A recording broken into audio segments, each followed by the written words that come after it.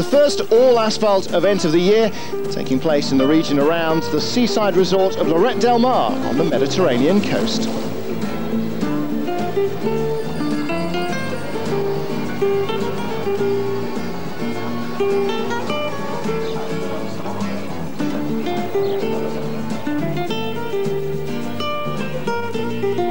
Tommi Makinen hadn't won a rally since the Monte. How difficult would a win here prove?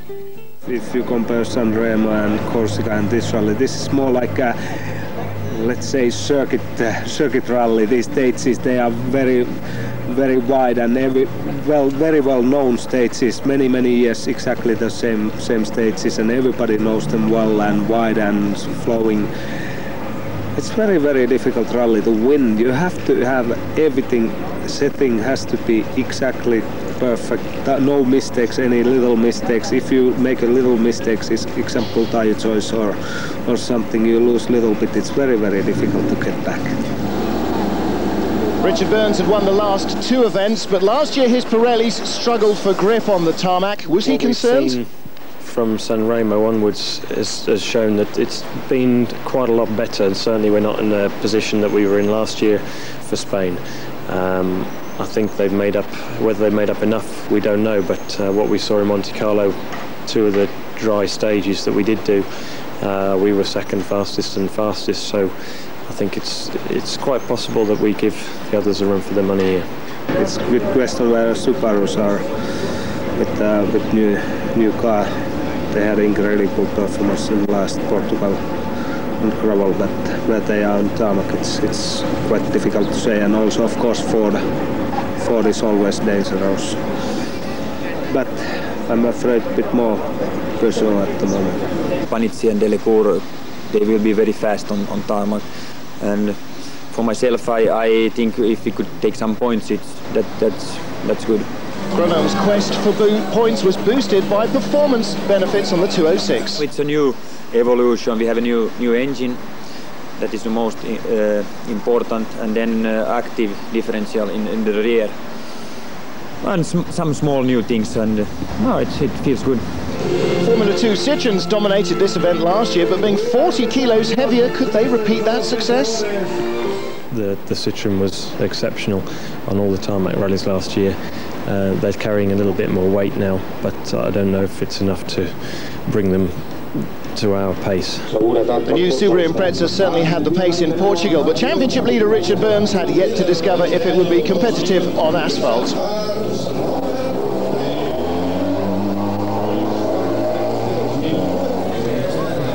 Juha Kankkunen, Colin McRae and Tommi Makinen were out to challenge the Englishman. Could the reigning world champion re-establish himself at the top of the drivers' tables?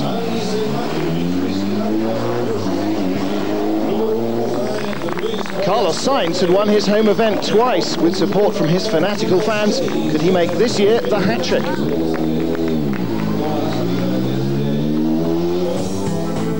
Travelling across the Iberian Peninsula, the World Rally Championship moved to Spain, northeast of Barcelona. The first leg consisted of 3 stages, all of which were repeated, and 91 kilometres of relatively smooth roads.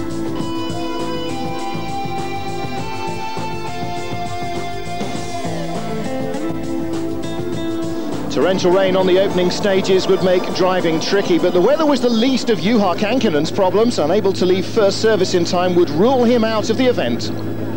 We had a small problem, something we haven't seen before, and it's not a major, but it's caused a lot of irritation.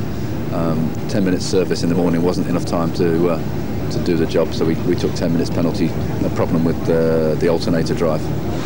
In contrast, Richard Burns' teammate had the best possible start.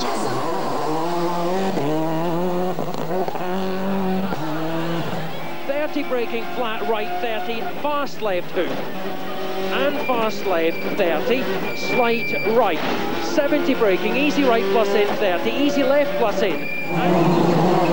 The Englishman won the first 2 stages to take the early lead. Pirelli's wet weather tyres working well.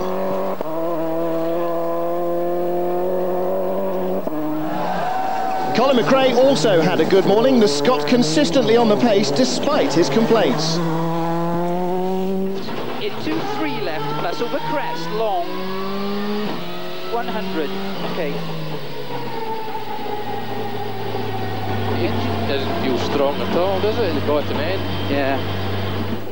If the weather gave the locals no reason to smile, then Carlos Sainz would, winning the third stage and climbing to almost 1,100 metres on one of the highest points of the rally.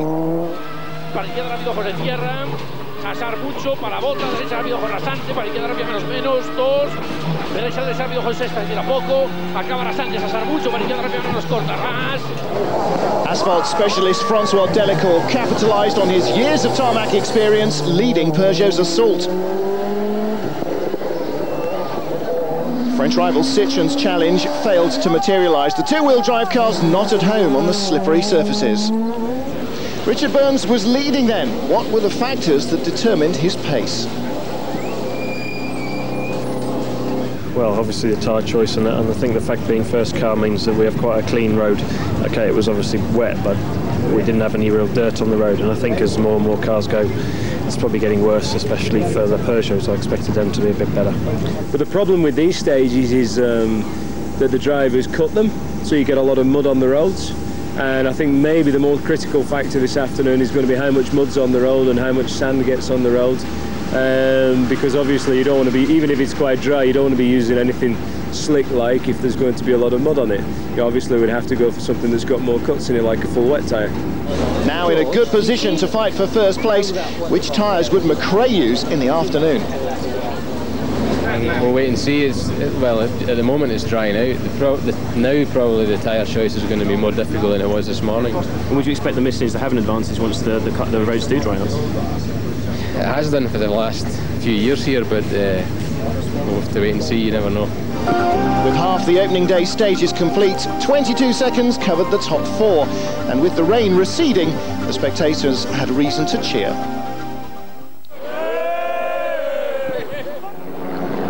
Richard Burns also had cause to smile. The Subaru driver again quickest over the fourth stage to secure the overnight lead.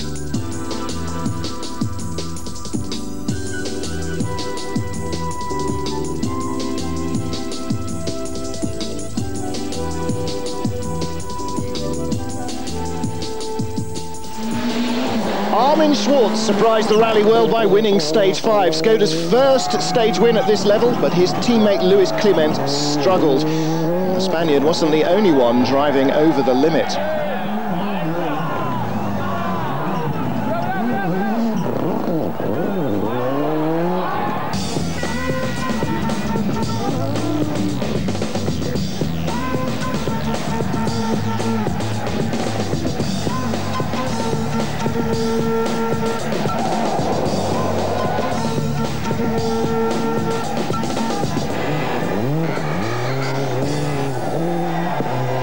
Most will get away with their little mistakes, but some were not so fortunate.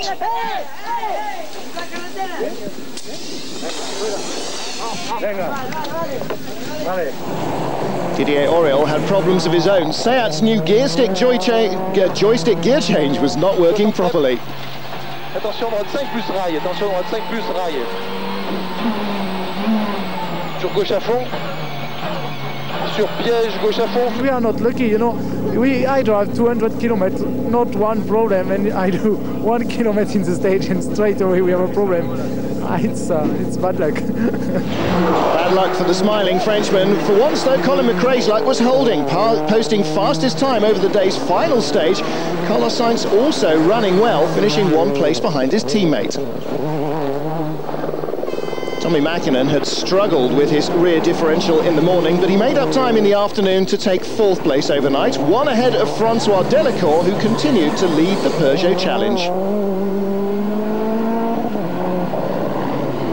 Despite his lack of tarmac experience, Marcus Gronholm was close behind.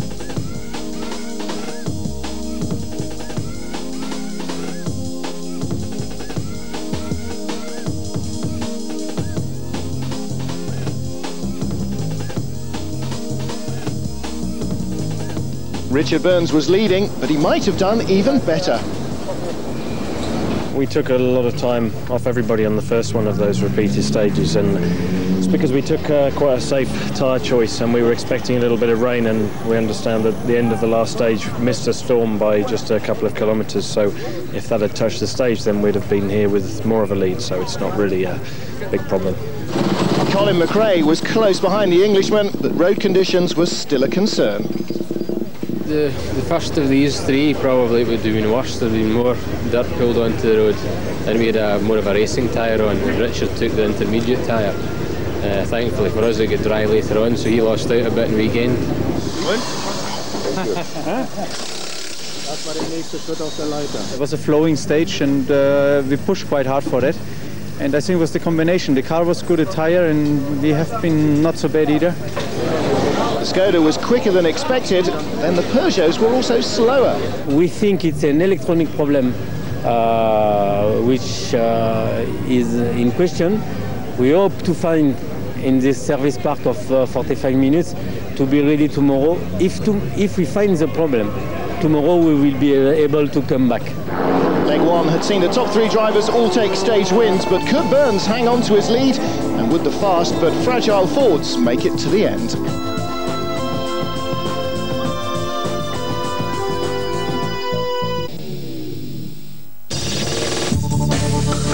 Back to the FIA World Rally Championship. With Valvoline driving the world. 5 stages make up leg 2 of the Rallye of Catalunya, presenting competitors with 17 hours at the wheel. Weather conditions were improving, but there were other concerns following a change to the championship calendar. I don't know if you've heard, I just got a note from the FIA last night. We wish to inform you that China does not form part of the 2000 FIA World Rally Championship. Well, obviously it's disappointing to lose any round of the World Championship. China obviously was in a difficult position. We understand that financially they were struggling to find a sponsor, but this was a new territory for the sport, and it's always a pity to lose a rally for that reason. Tyres would again be critical on the second day, but for different reasons. Colin McRae looked after his on the early port of the opening stage. To win it, he jumped to the head of the leaderboard, beating Burns by more than 18 seconds.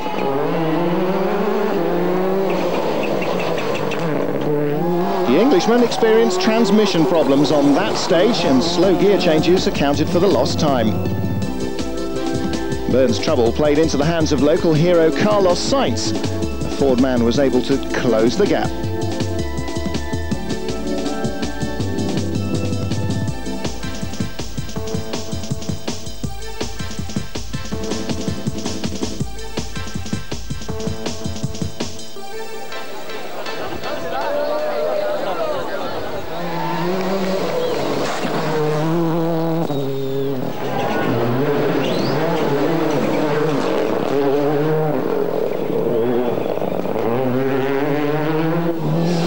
Makinen opted for the harder compound Michelin for the more abrasive roads on leg 2, but it didn't help him. He lost time to McRae.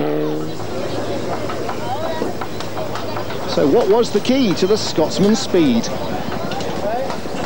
Just judging the pace really, and not putting tyres under too much pressure at the start. Obviously we're governed by how quick we can go just by tyre wear, so it's really just trying to judge that properly.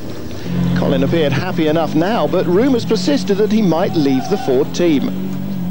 I think it's only natural that Colin's contract's up at the end of this year, and he's a free agent, so I think any driver in that position would certainly be looking around to see what's on offer. For sure, we don't want to lose him. Yes, he's had a disappointing time of late, but I think you can see by here the way that he's going and leading the rally that he's very happy, and I think it shows the potential of the car, and it's still a very relatively young car at the end of the day. There was still a long way to go, and McRae couldn't rely on Burns having more problems. The battle was set with Sainz and Makinen also within striking distance. There was the Mitsubishi driver who struck first, posting the quickest time over the day's second stage, although he later slowed after experiencing brake trouble. McRae also had his difficulties. In 2.6 right over crest. 120, 3 left plus over crest. The stall cost him 10 seconds, but he made up for it on the next stage, posting the quickest time, happy not to lose the lead to Burns.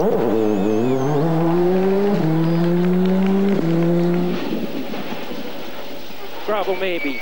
60 K right and K right tightens long 30. fast left, minus. The stages were inundated with spectators, but unlike last year, there were no cancellations, much to the relief of Richard Burns. The Subaru driver was back up to speed with his gearbox now working properly and taking time out of McRae's lead on almost every stage. Alistair McRae, though, was to suffer his second consecutive retirement. It's basically had some problems from the start, really. Different things. We've never had a clean run in the stages, then and the second time through the long when the engine's gone, so that's us, pack up and go home. Gilles Panizzi posted the third fastest time over the day's opening stage, indicating the Peugeots were back on form. This moved him ahead of his teammate Marcus Gronholm.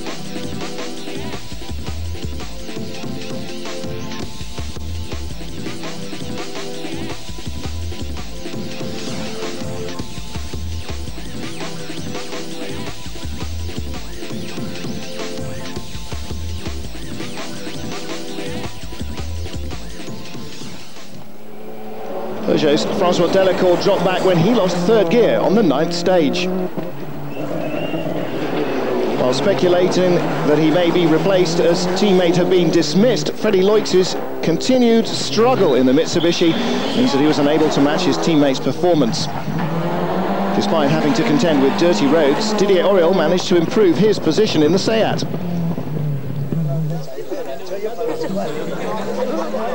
But Armin Schwartz failed to match his stage-winning performance of the previous day. And Tony Gardemeister was forced to retire after losing a wheel.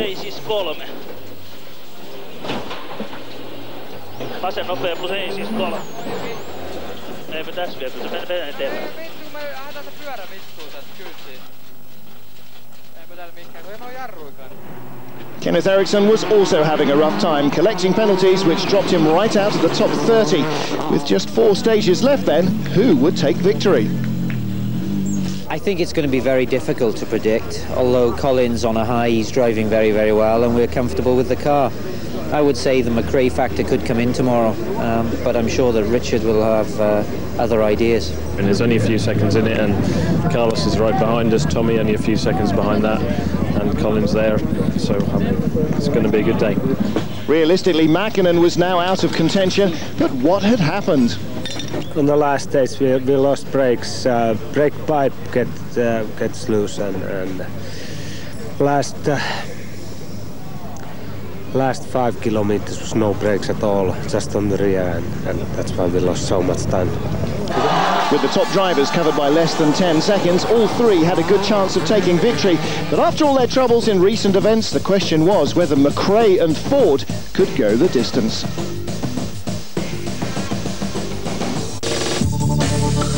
Back to the FIA World Rally Championship. With Valvoline, driving the world. The third and final leg of Rallye Catalunya would decide it, covering just 110 kilometres. While the spectators poured in to watch the final few stages, Ford's worst fears came to reality before the leg had even begun. On the run out here this morning, 3/4 of the way here, Colin felt that he lost his clutch pedal. We had a quick look before he arrived in the service. Couldn't really see any problem, so we had to basically plan to change everything, clutch, master cylinder, clutch, and related bearing assembly to go with it. But as it turned out, it was a bearing failure on the end of the clutch, not the clutch itself. So everything was being planned to be changed, but a part of the bearing that had collapsed was still stuck in there, and it meant that we couldn't get the new clutch assembly back on. And that's really what cost Colin the 10-second penalty leaving the service area.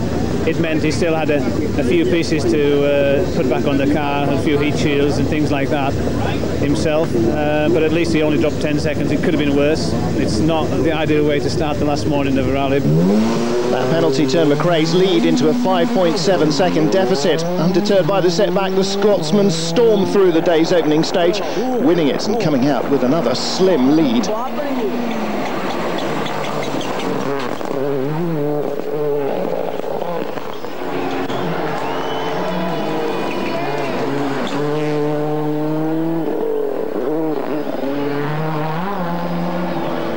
Richard Burns was down, but not out.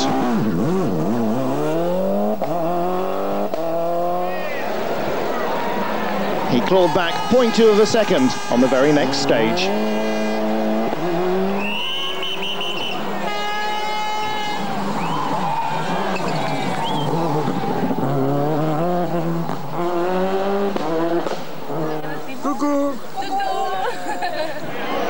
Carlos Sainz was also within sight of victory. The Spaniard had set the second quickest time on stage 13.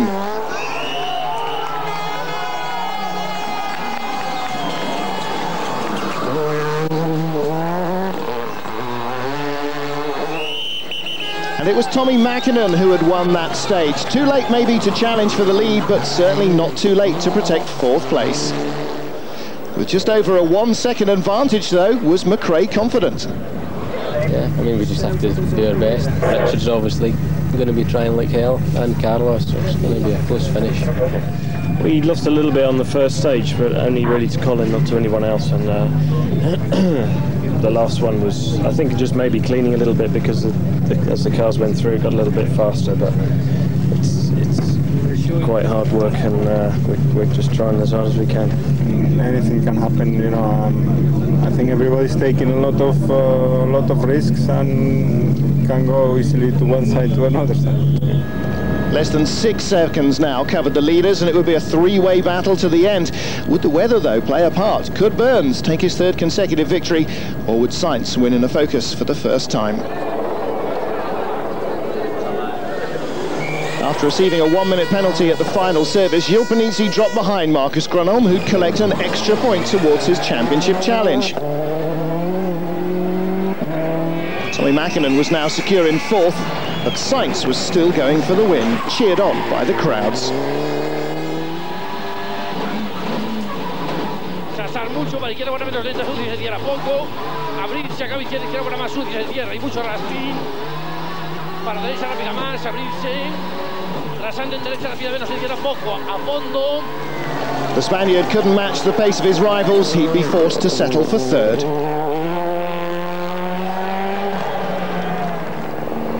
With Burns so close behind, McRae was aware that nothing but an all-out effort would preserve his slender advantage.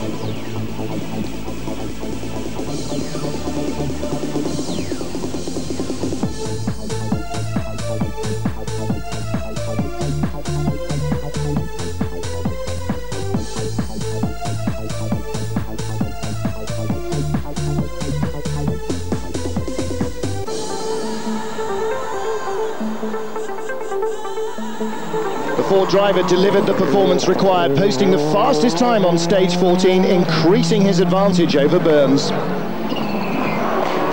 The Subaru man had opted for a super soft tyre for the final stage compared to McRae's harder compound. Who had made the right choice was a matter of wait and see. McRae and Burns had set identical times.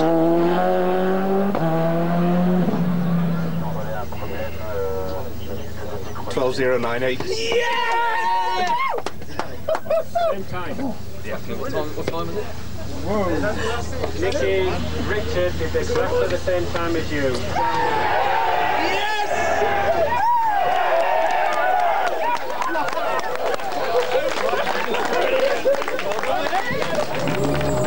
This was McRae's first victory in over a year and his second in the Catalunya, but surely his sweetest now that the championship was back on track. That was great, and it's good to do when we were battling with certainly two other cars for most of it. And really, okay, apart from this morning, there was no hiccups with the car at all. It ran perfectly. Overall in the rally, you'd have to say that we've made massive improvements with the car and the tyres compared to the last couple of years. So I think that we can only really take positive things away from this. It's been a really good event for Rally, and my aim was to come out of this rally still with a championship lead, and that's what we've done. So I can only really think positive things. It's just over 12 months now since we won in Portugal, but it's a big relief, and very, very happy for Colin. Just disappointed he's had to go so long without a victory, but the target to come here was to get two cars in the points, and we've got a bonus. Colin's won and Carlos has finished third. It's been a fantastic team effort. Colin McRae and Nicky Gris took 5 stage wins on their way to victory. With the Ford Focus obviously quick and their reliability problems seemingly behind them, the pair could be looking forward to collecting more trophies in the future.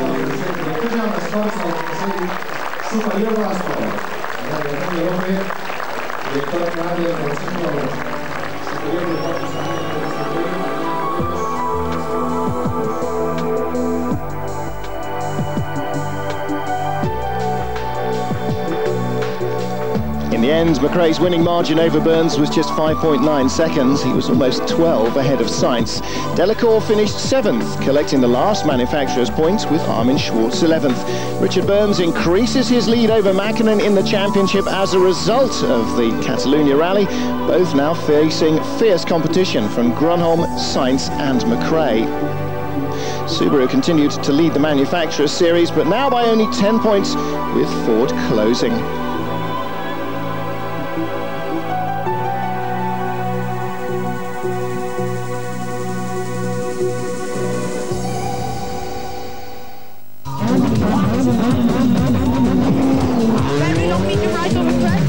Attention intérieur sur premier tour. Very, very long. Okay, right. La 80. Stop. Crest, it's 263, 90 over.